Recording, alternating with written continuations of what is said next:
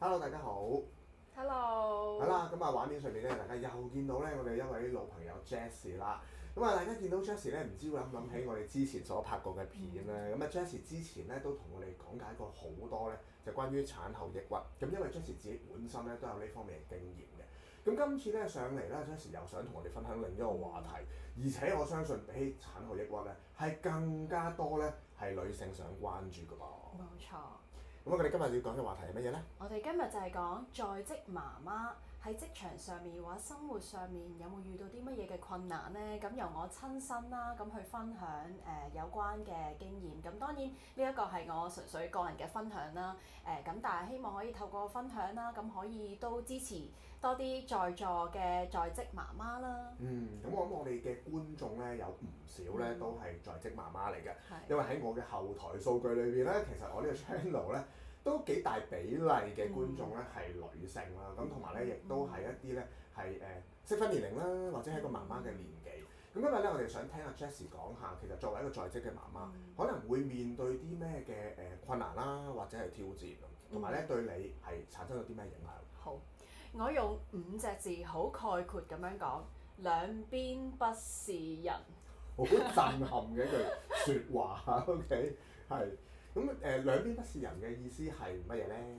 其實咧做咗媽媽之後啦，咁我都係小朋友都係3歲，咁呢3年其實對我嚟講好大嘅衝擊，無論係媽媽呢個身份啦，呢個新嘅身份需要適應啦，同埋喺職場上其實都需要好多嘅適應，有好多唔同嘅發展啊，即係有好多唔同嘅問題啦，要去面對。咁所以今日我哋可以分即係3個層面去討論啦。咁現實生活上啦、時間管理上啦、生理嗰方面啦，同埋我諗情緒嗰方面咁。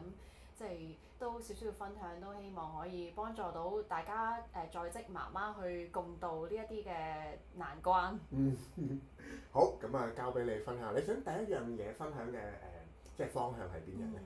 我諗其實時間上其實都係一個好現實嘅因素啦。咁香港在職嘅人士咁其實都工時都會比較長啦。咁呢個都係一個好能夠理解同埋一個好正常嘅現象。咁不過如果係一個即係有小朋友或者一個好細嘅小朋友 BB 嘅媽媽，其實相對嚟講真係坦白講嘅係非常之吃力嘅，係啦。咁即係小朋友好細個，尤其是0至3歲呢段時間係非常之需要媽媽啦。咁所以即係當然，如果可以爭取到時間嘅話，咁身為一個媽媽，咁梗係想多啲時間去陪伴小朋友，陪伴佢嘅成長，唔好錯過佢嘅成長。但係同時要兼顧一份 full time 正職嘅工作嘅時候，即係9至6係基本。咁當然好多時唔係基本啦，好多時都需要更加長嘅時間。咁呢個都好正常。咁但係中間點樣拿捏呢？你要投入工作之餘，又要去兼顧同小朋友相處嘅時間。我長期真係每日得半個鐘頭去見我小朋友。半個鐘？係啊，半個鐘，係啊，即係我好內疚其實。即係翻工你9至6，再加一啲 travel 嘅時間，其實每人真係得個好短好短嘅時間去陪佢。係好少㗎咯，半個鐘。少啊。係嘛？重質咯，所以即係每日都真係想爭取多啲時間，但係奈何即係工作都有工作嘅 demand，咁我都去要做一個盡責嘅員工。係啊，比我想象中少其實。係因為當然唔係話長期係淨係半個鐘，但係因為小朋友不嬲佢哋嘅生理時鐘都比較早瞓，8點幾9點就瞓。咁好多香港嘅媽媽在職嘅人士，唔係話淨係媽媽啦，爸爸媽媽工作忙，翻到屋企其實都7點幾8點。咁你都係得嗰短短嘅時間，1個鐘、2個鐘嘅時間陪伴。係啊，一個短短嘅時間去陪伴小朋友，係啊，即係所以長期係有一段好長嘅時間都係每日，如果講翻工嘅時間都係 weekday， 1-2個鐘 maximum 2個鐘去見小朋友，而佢哋真係大得好快。呢個我聽到就係時間短缺嗰個問題咧。我未知小朋友點諗，但係起碼喺媽媽身上，我已經見到係有啲好唔開心啊，好你頭先提到就係有自責嘅感覺。係啊，即係時間上啦，即係一陣我哋可以再講多少少，即係情緒媽媽嘅情緒有啲咩影響啦。時間上即係的確真係唔夠使工作。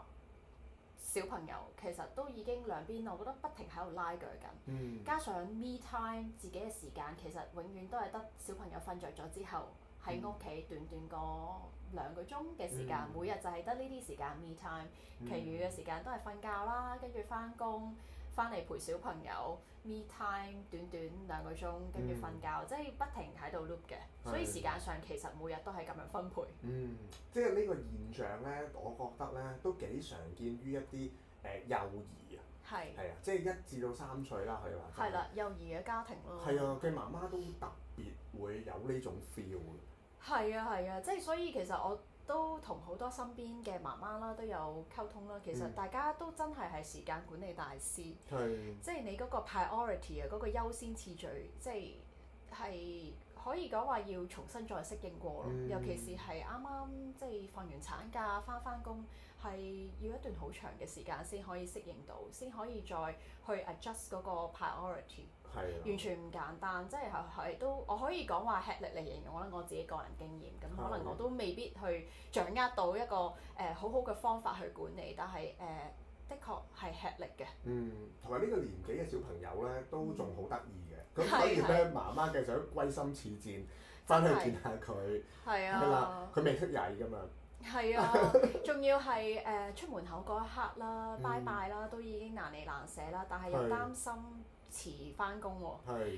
咁放工嗰一下，其實當身邊嘅同事又未走，但係又準時收工，又好想快啲翻屋企，都會有個內疚感。但係我冇辦法，我真係日日得個1個鐘頭、2個鐘頭或者更少去見我小朋友。小朋友成長速度係超級快，我唔想錯過呢啲 moment， 所以即係日日都係好似同時間競賽咁樣打緊仗。你急不及，唔係你令我急不及待想輔導下你，就係咧你可以放心，過多幾年咧，你呢種心態會改變。當佢開始好曳啦，好乞人憎啦，想留喺公司係咪？咁咧你可能會改變，不過咧又會有另一種改變嘅，可能你會擔心佢讀書啦，你可能會成日翻去睇佢啲默書啊功課，冇錯，一樣都會時間仍然都係一個挑戰嘅，只不過心態會改變，即係當然都唔係一件容易嘅事。係啊，所以真係完全明白咩養兒100歲長憂99，即係根本你養咗3歲。係啦，養咗3歲，仲有好多年咁。即係嗰個人嗰個心理狀態都好多嘢要兼顧，的確。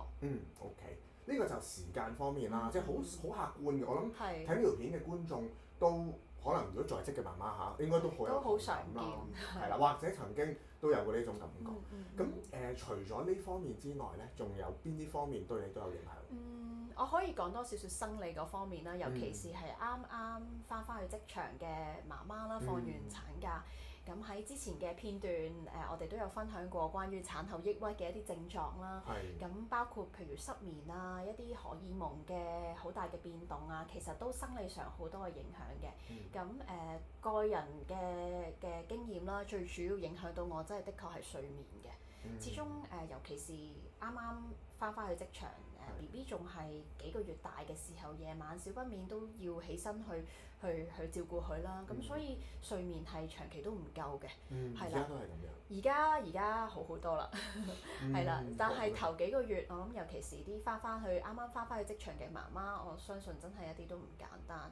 你頭幾個月放緊產假嗰陣時已經嚴重睡眠不足啦，跟住翻去職場度睡眠不足，但係朝頭早都繼續係要即係 business as usual，你要打醒12分精神，所以呢個對我嚟講係好吃力嘅。你係直情具體嘅瞓覺時間都唔足夠，定係話瞓唔着先？兩樣都有，我有分享過，我之前都有失眠啦，喺另外一段片嗰度咁變咗長期睡眠都唔夠，係的確係影響工作嘅狀態啦。咁亦都有同同事啊即係老細去解釋，咁始終咁我都好難話因為我失眠，所以我想放病假。的確真係有放病假，因為頂唔順，身體頂唔順，係頭痛啊，長期頭痛，我根本我做唔到我份工，即係唔係我想偷懶，只係我真係生理上集中唔到，同埋我係好攰，我係冇一個機會可以休息。所以其實長期都係喺一個好唔夠瞓嘅狀態啦，好攰啦，叫做 fatigue 啊。fatigue 係疲勞啊，長期疲勞嘅狀態，係講緊呢幾年都係有呢個狀態喺度。就算睡眠多咗，但係呢個疲勞嘅狀態係冇改變過。係，你講呢個 point 咧，俾個機會我賣廣告。我啱啱整咗一個咧關於睡眠障礙嘅 online course 啊！如果大家咧對於呢個睡眠都有困難啦，或者 Jessie 你咧都可以咧係睇下我呢個課程啊。睡眠其實好影響個人嘅狀態。係啊，同埋咧好多原因導致到有所謂瞓覺嘅問題。係。咁有時有啲係同身體有關嘅，咁有啲同心理有關啦。你可能成日掛住 BB 係咪會要醒啊？咁你又好難會瞓得到。咁方方面面去處理。但係我想問一問，你應該冇服用安眠藥啊？冇服用過安眠藥，係啦。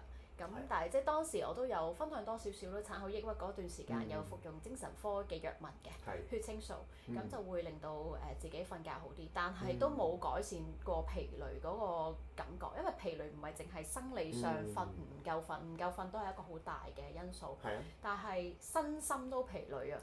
因為根本兩邊工作，我本身工作都頗忙嘅，坦白講係啦，工作量唔會因為我係一個媽媽而變少嘅，反而好似變多咗咁樣。係啦，即係我工作要兼顧，但係育兒照顧小朋友，突然之間係由0去到100，我都要兼顧，變咗真係個生理上其實係對我本人嚟講一個好需要休息嘅人，係長期都唔夠休息，長期係一個疲勞嘅狀態。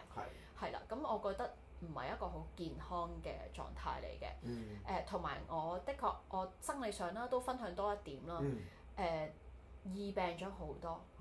係啦，以前冇小朋友嘅時候，基本上我可以返3-4年，我冇請過 sick leave。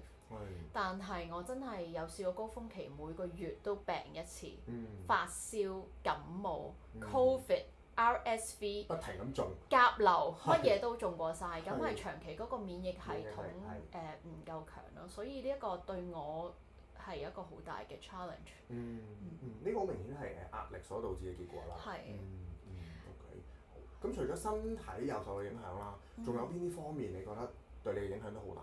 我諗心理同埋情緒啦，咁當然個人嗰個面對情緒啊、心理或者面對即係在職嘅壓力都唔同啦。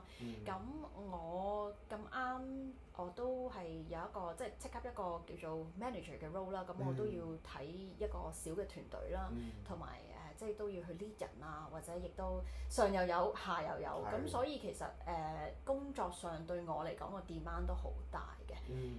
工時係正常，但係有時都真係會有啲額外禮拜6日啊，或者 evening 都要返到好夜，去到10點11點，即係時間上頭先都有講話錯過咗好多同小朋友一齊嘅時間啦。